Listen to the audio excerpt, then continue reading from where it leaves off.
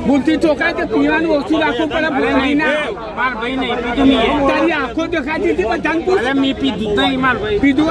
કાન મેલે અમને કાનના પડતા